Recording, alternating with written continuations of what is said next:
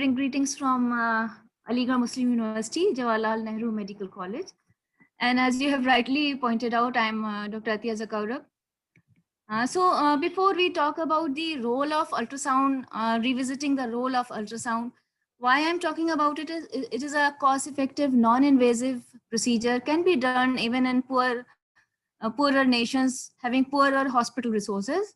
But nevertheless, the procedure was started, initially initiated by Sir John Weil, who was from the United Kingdom, migrated to United States, the land of opportunities. And from there, along with two engineers, he initially started evaluation of breast ultrasound. The initial technique that he used was an A mode scan, which he developed with Donald Weil.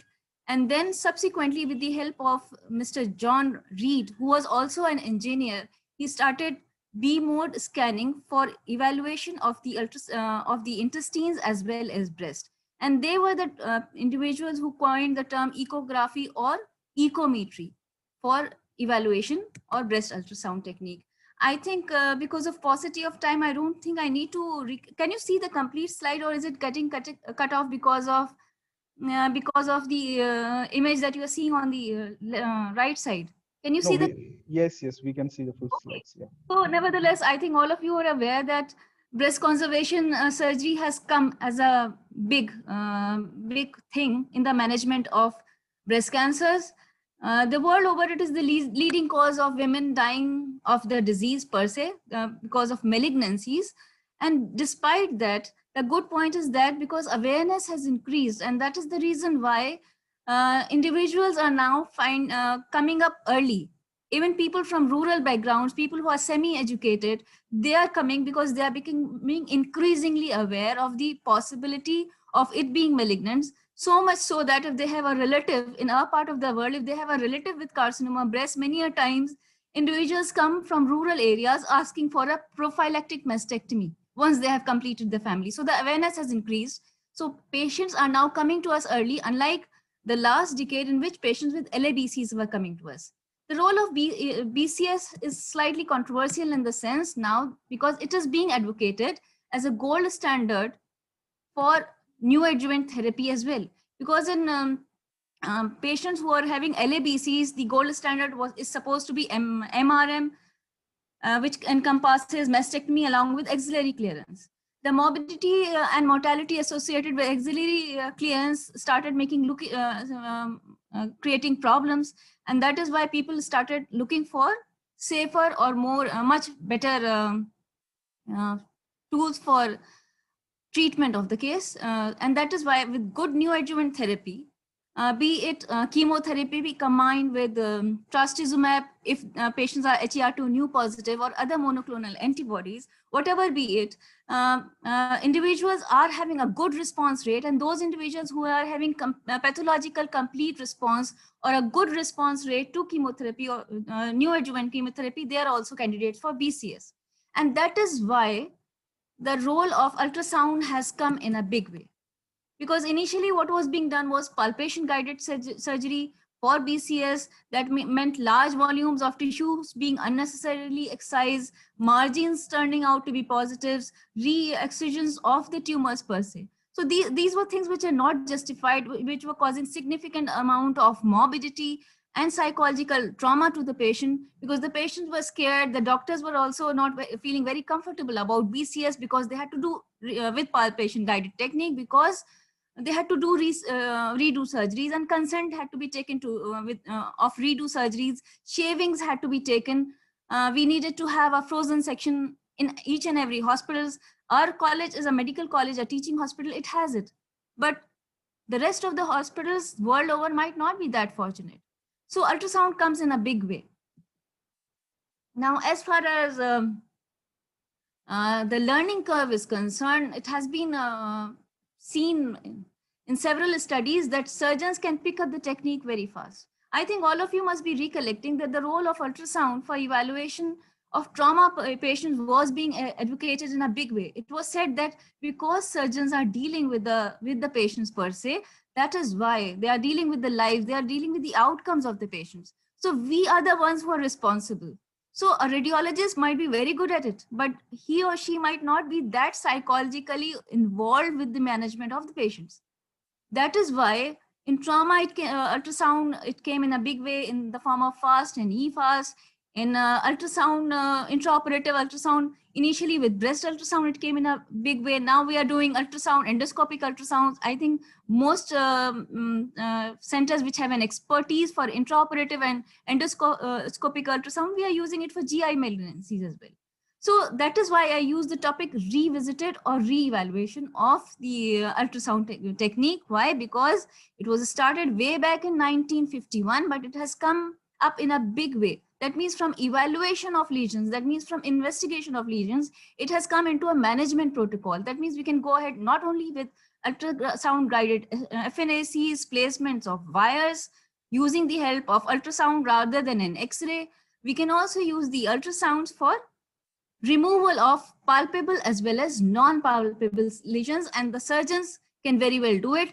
In fact, if you combine the intraoperative ultrasound with a contrast or with a needle during surgery, especially for non-palpable lesions, or you combine it with a duplex scan to find out the vascularity, then you can easily pick up lesions which are dubious or doubtful and pick up those additional lesions during surgery per se, which might have been missed out by a radiologist friend during the scanning process per se.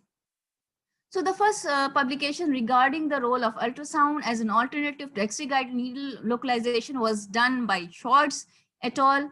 They were from the United States of America, and they found that in selected patients, ultrasound may be used alone or in conjunction with wire needle localization for precise excision of non-palpable lesions, excluding those which had minor calcification, because they had problems with lesions who had minor calcifications, because it was a developing technique. Then further studies were being done, and Kaufman et al. did an intraoperative ultrasound in early carcinoma breast. So the first one was for non-palpable lesions, and the second one was for early carcinoma breast. Again, they found that whenever we use this technique, it allows the surgeon in the operative room to improvise upon the resection margins, to be more accurate, to be time efficient. Because if we are seeing it, what we are doing it, when we are doing an ultrasound intraoperatively, we are visualizing the tumor per se. We know the margins. So that is why we feel more confident while operating. We are not turning blindly palpating the tumor as a hard lesion and thinking, okay, oh my God, now this is probably the likely margin, which is likely to become negative. So that volume of resection is reducing. We are more confident of our technique. We can talk to a pathologist friend, which are there close to the OR area in the side room where the frozen section facilities are available. I think most of the hospitals have frozen section facilities within the operation theater room, theater complex, away from the ORs, but within the complex, so that time lapse is not there. So the fellows just sitting in 2 or 3 rooms away from us, they can be more confident that we are going to give them a shaving nevertheless, which is likely to be negative. And since we are doing the specimen ultrasound after excision of the lesion per se, we can tell, okay, on ultrasound, we found this much amount of margin. Because most people nowadays used around 2 millimeters of margins. Some use 1 millimeters, but it is safer to use a 2 millimeter margin at least. So the re-excision rate has reduced to a substantial extent. This has been validated by this study as well, and it is a faster technique. In fact, all of you must have come across VAP. It was promoted in a big way. It's still being used, but not that very frequently. But nevertheless, it has been found that whenever we are using VAP, what happens is that a hematoma fills the cavity. And since a hematoma fills the cavity, that hematoma or fluid can be used, can be very helpful while performing an ultrasound. We can take the shavings and we can be sure of the excision. So we can be sure of the excision and we can take an adequate amount of biopsy even if we are doing VAP.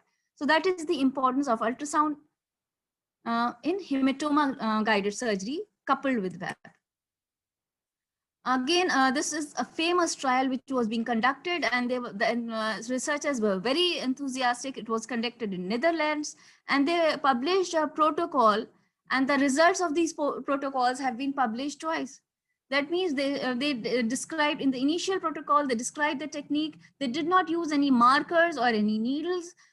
They went ahead with an intraoperative ultrasound. They put the probe over the top of the lesion, then they entered the wound, continued doing the ultrasound with and removed the lesion, did a specimen ultrasound as well. This was the technique that was described in the COBALT trial, which was a multi-centric trial, world-renowned trial, which was initially done for evaluation of an IOUS. And once the results were published, they were published in Lancet Oncology, and they found the technique to be very helpful in terms of significantly lowering the proportion of tumor-involved resection. That means the volume of resection involved was reduced, and the margins were negatives. That means the patient did not require a re-excision or a mastectomy or a radiotherapy boost to the tumor bed per se. And of course, optimum results were achieved. Patients felt good because the volume was less, the margins were negative, they were confident of their report, they were happy with their results, and the cosmetic outcome were also found to be good. Subsequently, several studies have been published, and they have all revalidated that this is a much better technique, gives clean margins, reduces re-excision rates. They have been done world over. Larger, as the confidence level increases, larger numbers of patients are being recruited. Some trials are underway, which might be published later on if we go through the trial registry. Then a Chinese meta-analysis was published, because this is a relatively upcoming technique, because maybe the hospitals did not have the required machines that are available. And so this is an upcoming technique. And so the Chinese found that there were 13 studies for a meta-analysis, out of which 8 were found to be eligible for inclusion. And of them, very few were there for palpable lesions, and only one was there for a non-palpable lesion. But nevertheless, the conclusion was that this technique of intraoperative ultrasound definitely has an advantage over PGA or palpation guided technique in terms of BCS, in terms of overall outcome and the optimization of results. By optimization of results, what we actually mean is that the tumor has been removed with a negative margin, and also the volume is good. That means the resection rate, of the tumor is what was expected. That means we are not going overboard with the resection. We are just removing the right kind of volume with the right kind of surgery, and the patient's outcome is good. And so the patient is having a good quality of life. So that was the conclusion of this meta-analysis, even despite the fact that the results, the studies that could be recruited into this meta-analysis were only 13. Now, another meta-analysis subsequently was published from the United Kingdom. In this, they included about 18 studies comprising of 1,328 patients having non-palpable lesions and DCIS. So the catch was that the ultrasounds might not pick up DCIS and microcalcifications, but they picked up those DCIS and as well. And they realized that compared with wire-guided localization, because these were 9 non-palpable lesions, so the other option could have been only wire-guided localization. So compared with wire-guided localization, intraoperative ultrasound reduces involved surgical margins. So that is something which is really good. But they said that since the patients were very few, they were just 1,328, so further powered randomized controlled trials are required to validate the findings. But nevertheless, what we see from this is that ultrasound definitely has an advantage over wire localization. Then, of course, retrospective analysis was done on this subject. The difference that is there in this study is that they used a fixation technique combined with ultrasound. And when they used this fixation technique, they found it had a definite advantage over palpation guided surgery for removal of palpable as well as questionably palpable. That means doubtfully palpable lesions as well as for non-palpable lesions. If you use an ultrasound guided localization tissue fixation device, the outcome of surgery are much better as compared to wire guided localizations that are being traditionally used. Then subsequently, further studies revalidated this, but the thing that has been highlighted in this is in terms of margin adequacy. So in those cases in which there are in situ carcinomas, that means ductal carcinomas, or having an intraductal component, because it has, the ultrasound has been blamed that it misses out on in situ carcinomas. So they said, this study was conducted in Germany, and they said, they realized that ultrasound, if you take an estimated margin of 4 millimeters or more, then the adequate pathological margin of about 1 millimeter is seen in about 100% of tumors that are of high grade interductal component. And if an ultrasound margin of 14 millimeters is taken, it is associated with a clear pathological margin in a higher frequency of high grade intraductal tumors. So that means even in cases of intraductal tumors, because intraductal tumors are basically primarily, most of them are in situ carcinomas, because there is no breachment of basement membranes in majority of intraductal tumors. It is only when there's breachment of the basement membrane, then of course we have an invasive carcinoma. So they found this to be a safer procedure as compared to other modalities of evaluation. Again, a revalidation that has been done, as I had pointed out earlier, that in cases where initially BCS was not being performed, that means in those individuals in which had locally advanced breast carcinoma, what was being done initially was the gold standard or guidelines. There were several guidelines, Canadian guidelines and European guidelines, which said that give neoadjuvant chemotherapy or neoadjuvant hormone therapy, depending upon the status of the patient. Once the tumor reduces in size, you go ahead with an MRM.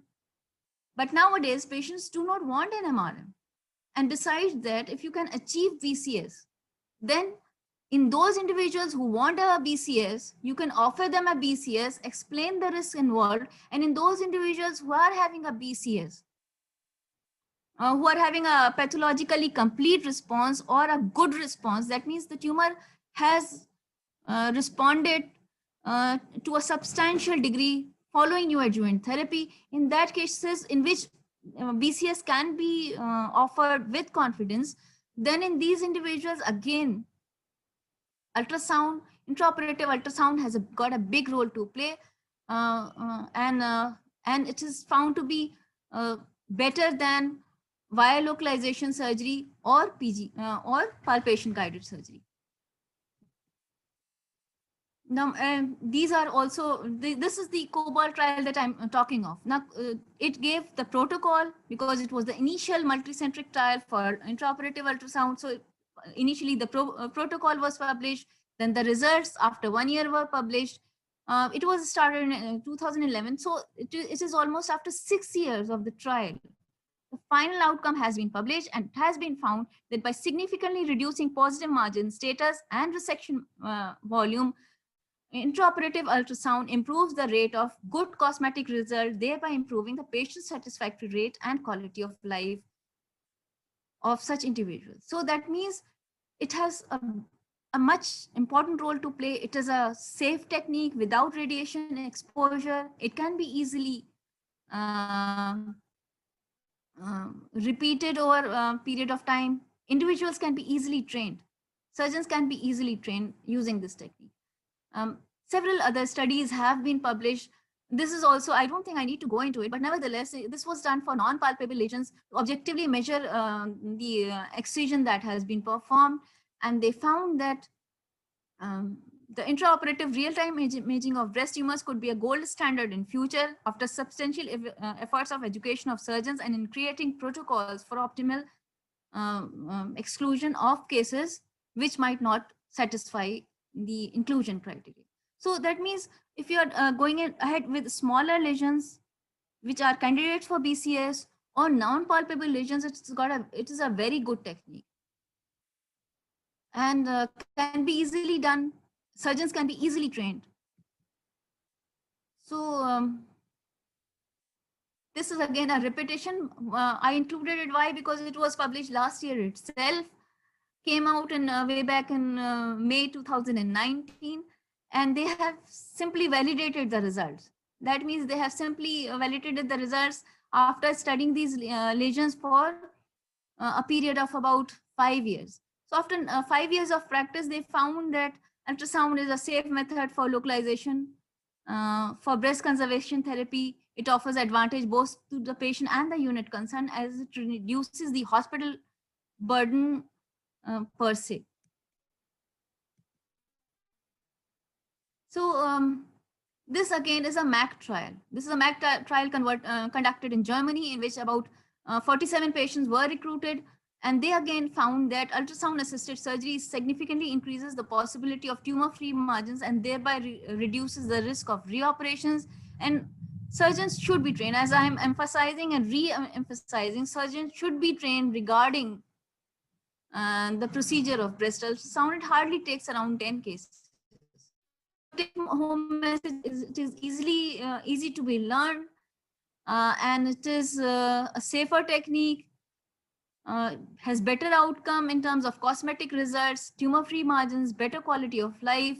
And despite its drawback, that is, it has been implicated that the in situ carcinomas might not be picked up. And then the instrument, an additional instrument occupies the OR area, but you need an ultrasound anyway. If it is a dedicated breast surgery unit, you need it anyways.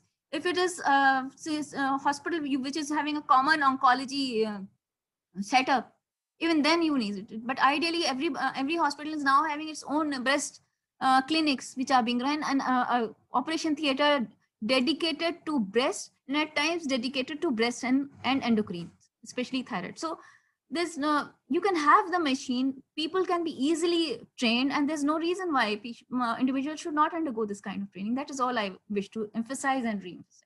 Thank you.